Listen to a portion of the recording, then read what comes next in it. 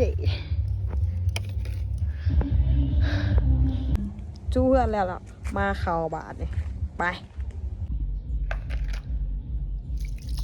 มาเขานี่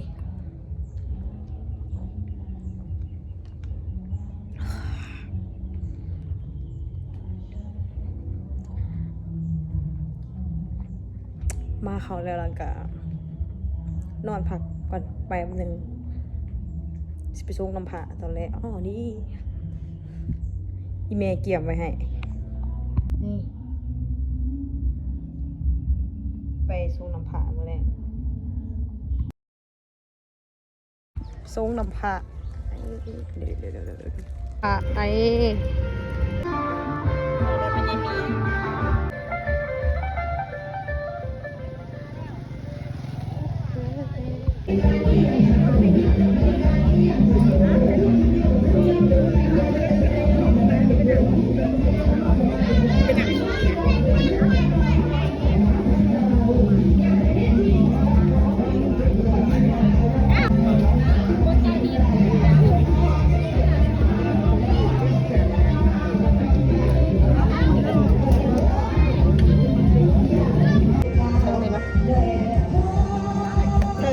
เธอมันจะได้เลยลงที่ลุ่ม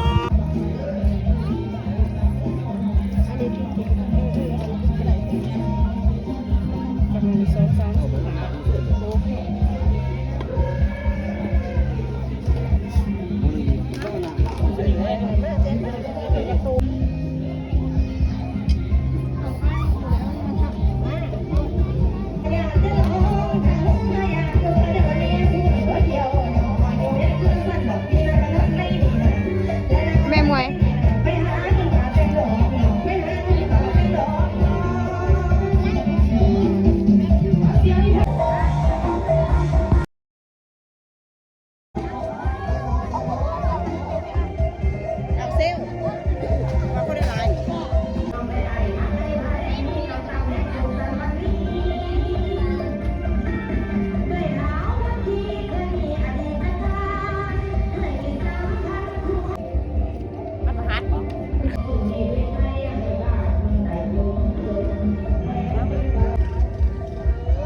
เด็กเขาเขียนผี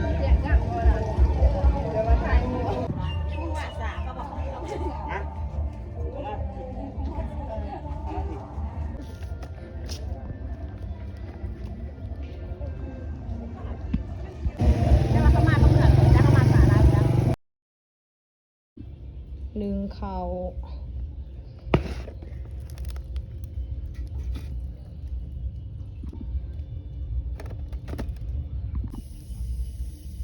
แตงกิมมีปีกสีกับขวบปลาหมึก